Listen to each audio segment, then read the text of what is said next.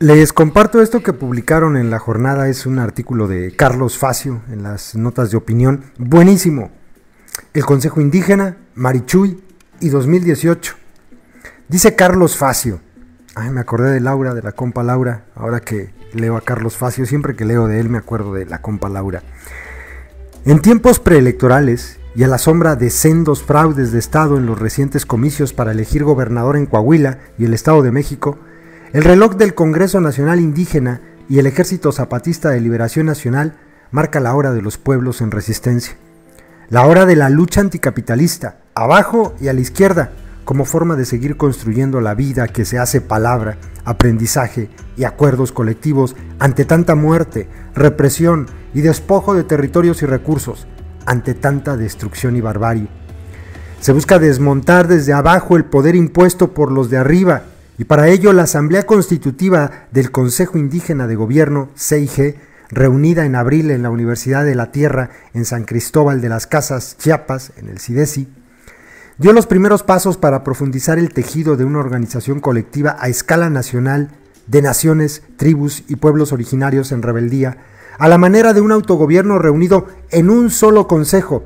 que de forma coordinada represente todas las luchas y resistencias que se oponen a la ofensiva capitalista, privatizadora, que ha militarizado y paramilitarizado los territorios donde ellos habitan. En la asamblea participaron 1.252 representantes de pueblos y comunidades indígenas y 230 delegados del EZLN, y como muestra de madurez y de la conciencia que tienen sobre la necesidad de la unidad, decidieron crear un consejo como forma colectiva de gobierno, de democracia digna y protagónica de los pueblos. El Consejo Indígena encarna un proyecto de organización democrática, horizontal y asamblearia en la que todas y todos discutan y decidan, alternativo, por tanto, al cascarón vacío de la democracia liberal representativa que en nuestros días exhibe en México el agotamiento de la vía electoral.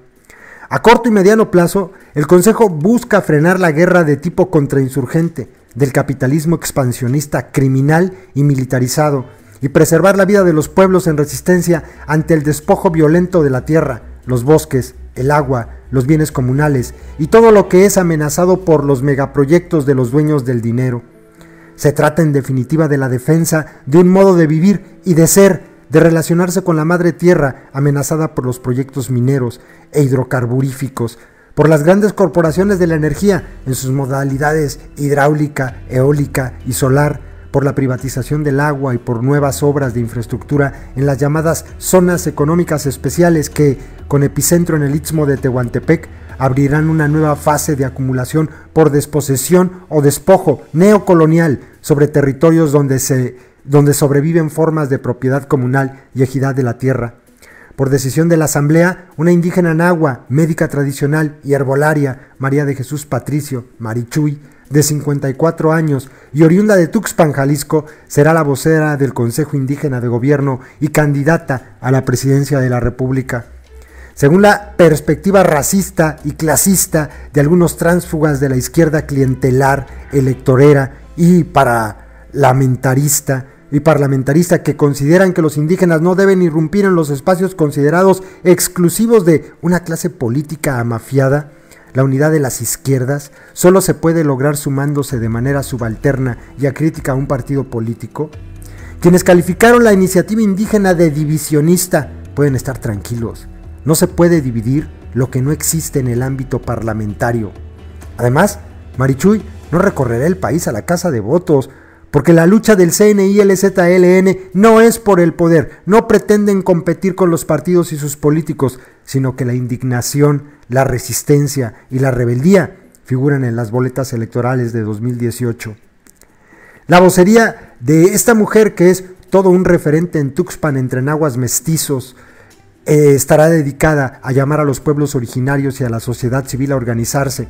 con autonomía para enfrentar al capitalismo militarizado sin caer en lo electorero e impulsar una autonomía que tenga como ejes la educación, la justicia y el autogobierno.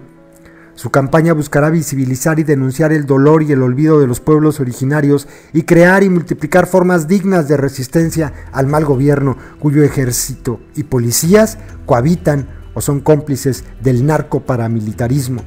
y sus patrones, los dueños de las grandes corporaciones, que en su ofensiva depredadora asesinan, desaparecen, esclavizan, despojan, saquean, destruyen y contaminan. La iniciativa de una candidatura independiente que desde octubre pasado fue discutida en el seno de 43 pueblos originarios, de 523 comunidades y de 25 estados del país, deriva de un pensamiento colectivo, de una práctica histórica de los pueblos y naciones indígenas que han utilizado distintas estrategias de lucha para asegurar su continuidad y autonomía. Al margen de la partidocracia dominante, esos sujetos políticos invisibilizados, negados históricamente en su capacidad de decisión, de hacer política y de pensar un proyecto incluyente, impulsan hoy una alternativa al sistema de representación hegemónico, deslegitimado y en crisis. Buscan construir un nuevo horizonte emancipatorio y cimentar un poder de los de abajo y a la izquierda con una candidatura que cuestione el monopolio de la política y de la representación de la sociedad por los profesionales de los partidos electoralistas institucionalizados. Intentarán profundizar un movimiento nacional para enfrentar de manera pacífica a la clase capitalista transnacional con sus injustas estructuras de explotación y dominación, pero a la vez en el contexto de múltiples violencias de Estado signadas por la corrupción, la impunidad y la simulación, como herramientas para la recolonización de territorios. La propuesta busca abrir un camino a la paz. El problema, pues, no es votar o no, el problema es el capitalismo. Y frente a la cultura de muerte del capitalismo, el camino planteado es el de la resistencia organizada. Pues el que no le entendió, no le entendió. Claro, Carlos Facio, como siempre. Un aplauso a Carlos Facio, el Consejo Indígena, Marichuy y este 2018.